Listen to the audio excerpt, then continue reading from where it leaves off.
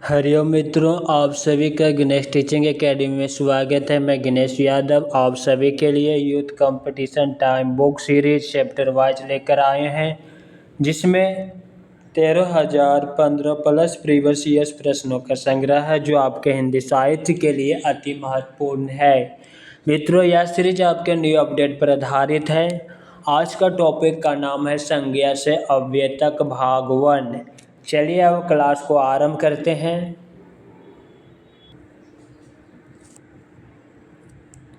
प्रश्न संख्या 71। निम्न विकल्पों में से उस विकल्प का चयन कीजिए जो भाववाचक संज्ञा का सही विकल्प नहीं है। ऑप्शन बी नहीं है। अध्यापन, डकैती, शत्रुता भाववाचक संज्ञा है। प्रश्न चलिए इनकी व्याख्या को देखते हैं। भ्राता भाववाचक संज्ञा सही विकल्प नहीं है। जिसे संज्ञा शब्द से व्यक्ति या वस्तु के गुण या धर्म, दशा अथवा व्यापार का बोध होता है उसे भाववाचक संज्ञा कहते हैं। जैसे लंबाई, बुढ़ापा, नम्रता, मिठास, समझ, चाल आदि। इस संज्ञा का अनुभव हमारी इंद्रियों को होती है और प्रायः इसका बहुवचन नहीं होता है।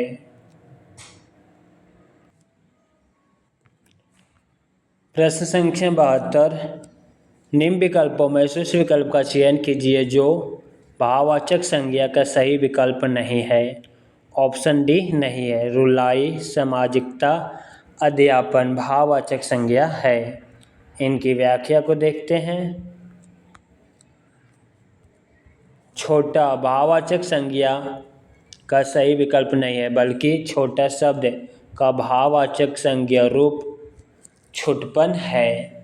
जिस संज्ञा शब्द से व्यक्ति या वस्तु के गुण, धर्म या दशा अथवा व्यापार का बोध होता है उसे भाववाचक संज्ञा कहते हैं। भाववाचक संज्ञा का निर्माण जातिवाचक संज्ञा, विशेषण, क्रिया, सर्वनाम और अव्यय में प्रत्यय लगाकर होता है। जैसे बुढ़ा, बुढ़ापा, गर्म, गर्मी, घबराना, घबराहट, अपना, अपनाना, दूर, दूरी। प्रश्न संख्या 73। निम्न विकल्पों में से उस विकल्प का चयन कीजिए जो अन्य पुरुषवाचक सर्वनाम का सही विकल्प है। वह। इनकी व्याख्या को देखते हैं। वह अन्य पुरुषवाचक सर्वनाम सही विकल्प है। पुरुषवाचक सर्वनाम पुरुषों, स्त्री या पुरुष के नाम के बदले आते हैं। उत्तम पुरुष में लेखक या वक्ता आता है। मध्यम पुरुष में पाठक या श्रोता और अन्य पुरुष में लेखक या श्रोता को छोड़ अन्य लोग आते हैं। पुरुषवाचक सर्वनाम 3 भेद है। उत्तम पुरुष मैं, हम, मध्यम पुरुष तू, तुम, आप, अन्य पुरुष वह, वे, यह, ए। प्रश्न संख्या 74। निम्नलिखित विकल्पों में से उस विकल्प का चयन कीजिए जो दिए गए वाक्य के अनुसार विशेषण के भेद का सही विकल्प हो। कुछ छात्र आज विद्यालय नहीं आए। ऑप्शन सी संख्यावाचक विशेषण। कुछ छात्र आज विद्यालय नहीं आए वाक्य में संख्यावाचक विशेषण है। जिन शब्दों से संज्ञा या सर्वनाम की संख्या लक्षित होते हैं उसे संख्यावाचक विशेषण कहते हैं। इनके 3 भेद हैं। निश्चित संख्यावाचक, एक लड़का, 25 रुपये आदि। अनिश्चित संख्या वाचक, कुछ लोग, सब लोग। परिमाण बोधक संख्यावाचक, शेर भर दूध, तोला भर सोना आदि। प्रश्न संख्या 75। इनमें से भाववाचक संज्ञा ऑप्शन डी अमीरी। इनमें भाववाचक संज्ञा अमीरी है। शेष विकल्प अमीर, गरीब, भिक्षुक जातिवाचक संज्ञा है। भाववाचक संज्ञा जिस संज्ञा शब्द से व्यक्ति के वस्तु के गुण या धर्म, दशा अथवा व्यापार का बोध होता है उसे भाववाचक संज्ञा कहते हैं। बुढ़ापा, लंबाई, मिठास, नम्रता, निजत्व आदि। भाववाचक संज्ञा का निर्माण जातिवाचक संज्ञा, विशेषण, क्रिया, सर्वनाम और अव्यय में प्रत्यय लगाकर भाववाचक संज्ञा बनाता है। जैसे जातिवाचक संज्ञा बुढ़ा से बुढ़ापा, मित्र से मित्रता, पंडित से पंडिताई, दास से दासत्व इत्यादि। विशेषण से कठोर से कठोरता, चतुर से चतुराई, गर्म से गर्मी। क्रिया से सजाना से सजावट, चतुर से चतुराई, बहना से बहाव।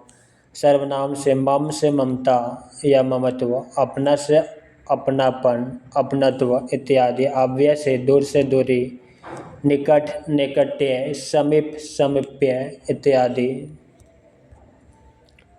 प्रश्न संख्या 76, इनमें से कौन व्यक्तिवाचक संज्ञा नहीं है? ऑप्शन सी त्रिपिटक, भारत, गंगा व्यक्तिवाचक संज्ञा है। इनमें से लेखक व्यक्तिवाचक संज्ञा नहीं बल्कि जातिवाचक संज्ञा। त्रिपिटक, भारत, गंगा ये सभी व्यक्तिवाचक संज्ञा है। संज्ञा किसी जाति, द्रव्य, गुण, भाव, व्यक्ति, स्थान और क्रिया आदि नाम को संज्ञा कहते हैं। व्यक्तिवाचक संज्ञा जिस शब्द से किसी एक ही व्यक्ति या वस्तु का बोध हो उसे व्यक्तिवाचक संज्ञा कहते हैं। जैसे राम, काशी, त्रिपिटक, भारत, गंगा, लखनऊ, संध्या, प्रशांत महासागर, हिमालय, रक्षाबंधन, दिवाली इत्यादि।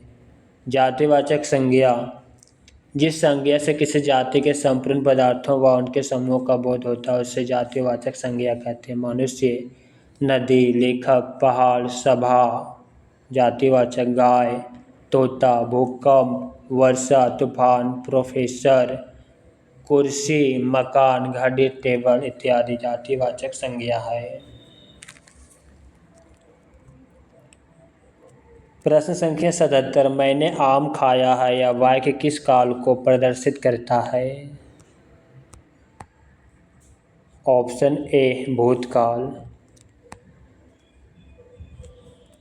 मैंने आम खाया है वाक्य भूतकाल को प्रदर्शित करता है। यह आसन भूतकाल का उदाहरण है। क्रिया के उस रूपांतरण को काल कहते हैं जिसमें उसके कार्य, व्यापार, समय और उसकी अथवा अपूर्ण अवस्था का बोध हो। काल के 3 भेद है: वर्तमान काल, भूतकाल, भविष्य काल। वर्तमान काल क्रिया के व्यापार की निरंतरता को वर्तमान काल कहते हैं। इसमें क्रिया का आरंभ हो चुका होता है, जैसे वह पढ़ती है। यहाँ पढ़ने का कार्य, व्यापार चल रहा है, समाप्त नहीं हुआ। वर्तमान काल के 5 भेद हैं। वर्तमान काल के 5 भेद: सामान्य वर्तमान काल, तत्कालिक वर्तमान काल, पूर्ण वर्तमान काल, संदिग्ध वर्तमान काल, संभाव्य वर्तमान काल। भूतकाल जिस क्रिया के कार्य से समाप्ति का बोध हो उसे भूतकाल की क्रिया कहते हैं। जैसे कुसुम घर गई, इसके 6 भेद हैं। भूतकाल के भेद: सामान्य भूत, आसन भूत, पूर्ण भूत, अपूर्ण भूत, संदिग्ध भूत, हेतु, हेतु मध्य भूत। भविष्य काल क्रिया का वह रूप जिसमें आने वाले समय में कार्य के होने का बोध हो उसे भविष्य काल कहलाता है। भविष्य काल के 3 भेद हैं: सामान्य भविष्य, संभाव्य भविष्य, हेतु, हेतु मध्य भविष्य। प्रश्न संख्या 78, निम्न विकल्पों में से उस विकल्प का चयन कीजिए जो जातिवाचक संज्ञा का सही विकल्प नहीं है। इसका ऑप्शन त्रुटिपूर्ण है। चलिए इनकी व्याख्या को देखते हैं। दिए गए विकल्पों में मनुष्य शब्द जातिवाचक संज्ञा का सही विकल्प है। जातिवाचक संज्ञा शब्द से पूरी की पूरी जाति का बोध होता है, जैसे गाय, लड़का, नदी, पहाड़ आदि। अहंकार एवं हरियाली शब्द जातिवाचक संज्ञा शब्द नहीं होता। यह प्रश्न त्रुटिपूर्ण है। नोट: आयोग ने इस प्रश्न का उत्तर मनुष्य को माना है, जबकि मनुष्य जातिवाचक संज्ञा शब्द है। प्रश्न संख्या 79, निम्नलिखित विकल्पों में से उस विकल्प का चयन कीजिए जो अन्य पुरुषवाचक सर्वनाम का सही विकल्प है। उसके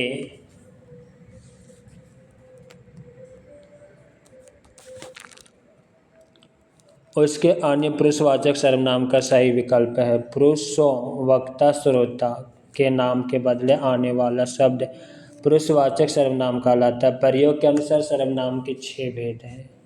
पहला पुरुषवाचक, दूसरा निजवाचक, तीसरा निश्चयवाचक, चौथा अनिश्चयवाचक, पांचवा संबंधवाचक, छठा प्रश्नवाचक। पुरुषवाचक सर्वनाम के 3 भेद: उत्तम, माध्यम और अन्य पुरुष।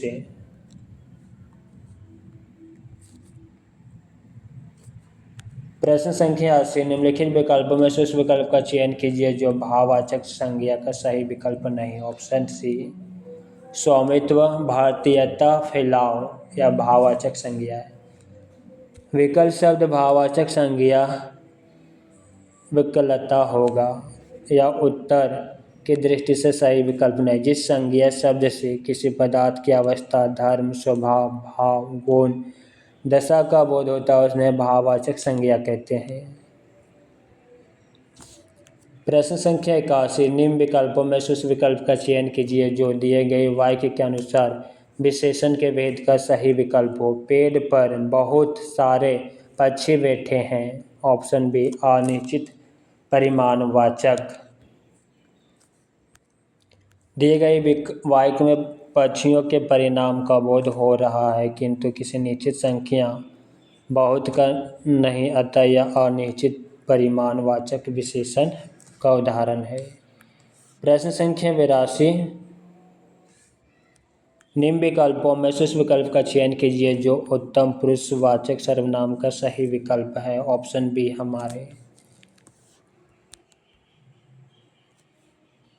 हमारे शब्द उत्तम पुरुषवाचक सर्वनाम है। वक्ता अपने नाम के स्थान पर जिन शब्दों का प्रयोग होता है उसे उत्तम पुरुषवाचक सर्वनाम कहते हैं, जैसे मैं, मेरा, मैंने, हम, हमारा, हमने, मुझे, मुझको। वक्ता जिससे बात करता है वह मध्यम पुरुषवाचक सर्वनाम होते हैं, जैसे तू, तुम, तुम्हें, तुमने, तुमको, आप, आपने, आपको। जब वक्ता अपने सामने श्रोता से भिन्न किसी अन्य के बारे में बातचीत करता है तो वहाँ अन्य पुरुषवाचक सर्वनाम होते हैं, जैसे वह, वे, उनसे, उनको, उन्हें। प्रश्न संख्या 83, निम्नलिखित विकल्पों में से उस विकल्प का चयन कीजिए जो जातिवाचक संज्ञा का सही विकल्प नहीं है। ऑप्शन बी मैत्री, रुलाई, शांति या जातिवाचक संज्ञा है। क्रोधी जातिवाचक संज्ञा का विकल्प नहीं है। क्रोध संज्ञा शब्द है जबकि क्रोधी, क्रोधित एवं क्रोध शब्द विशेषण है। जिन संज्ञाओं से एक ही प्रकार की वस्तुओं अथवा व्यक्तियों का बोध हो उसे जातिवाचक संज्ञा कहते हैं, जैसे मनुष्य, घर, पहाड़, नदी इत्यादि। प्रश्न संख्या 84, निम्नलिखित वाक्यों में से उस विकल्प का चयन कीजिए जो भाववाचक संज्ञा का सही विकल्प नहीं है। ऑप्शन सी तीक्ष्णता, क्रोध, निर्बलता या भाववाचक संज्ञा है। प्रायः भाववाचक संज्ञा विकल्प सही विकल्प नहीं है। जिस संज्ञा शब्द से व्यक्ति या वस्तु के गुण, धर्म या दशा अथवा व्यापार का बोध होता है उसे भाववाचक संज्ञा कहते हैं, जैसे लंबाई, बुढ़ापा, नम्रता, मिठास, समझ, चाल इत्यादि। भाववाचक संज्ञाओं का निर्माण जातिवाचक संज्ञा विशेषण, क्रिया, सर्वनाम, अव्यय में बर्ते लगाकर होता है। प्रश्न संख्या 85, निम्नलिखित विकल्पों में से उस विकल्प का चयन कीजिए जो दिए गए वाक्य के अनुसार विशेषण के भेद का सही विकल्प हो। हमारे विद्यालय में 200 विद्यार्थी पढ़ते हैं। संख्यावाचक विशेषण। दिए गए वाक्य हमारे विद्यालय में 200 विद्यार्थी पढ़ते हैं सर्वनामिक विशेषण। जिन शब्दों से संज्ञा या सर्वनाम की संख्या लक्षित होती है उसे संख्यावाचक विशेषण कहते हैं। इनके 3 भेद हैं, निश्चित, अनिश्चित और परिमाणवाचक।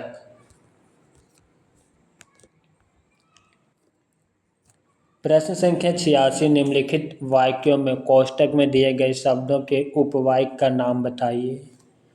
शिखा ने कहा कि वह कल एक नाटक देखने जा रही है। संज्ञा उपवाक्य। दिए गए वाक्य में वह कल नाटक देखने जा रही है प्रधान उपवाक्य की संज्ञा के रूप में प्रयुक्त हुआ था। यह संज्ञा उपवाक्य का उदाहरण है।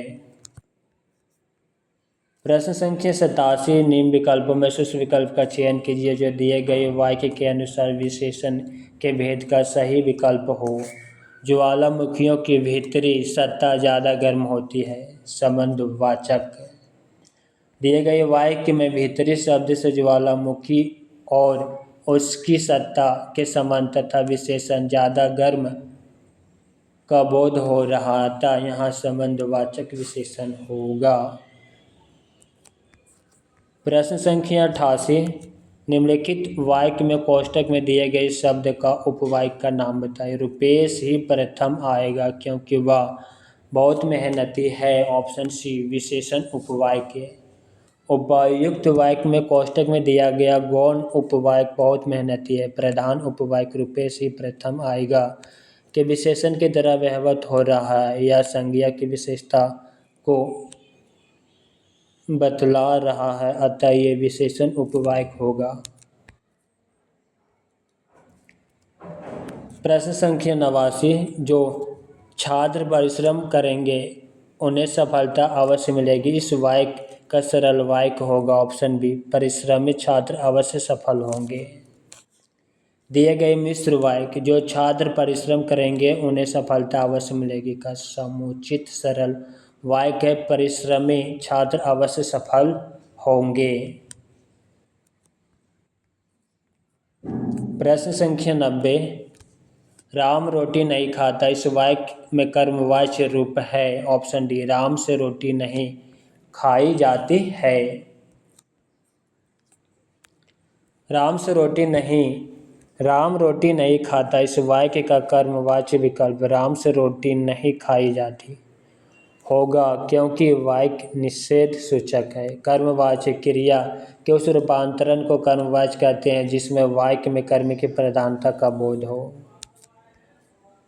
प्रश्न संख्या 91, यहाँ बैठा नहीं जाता में कौन सा वाच्य है? बी भाववाच्य।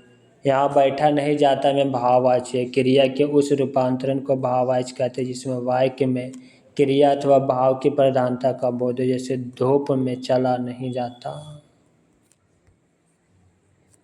प्रश्न संख्या 92, भाववाच्य वाला वाक्य कौन सा है? ऑप्शन सी मुझसे इतना कष्ट नहीं सहा जाता। मुझसे इतना कष्ट नहीं सहा जाता या वाक्य भाववाच्य का है। क्रिया के उस रूपांतरण को भाववाच्य कहते हैं जिसमें वाक्य में क्रिया अथवा भाव की प्रधानता का बोध हो।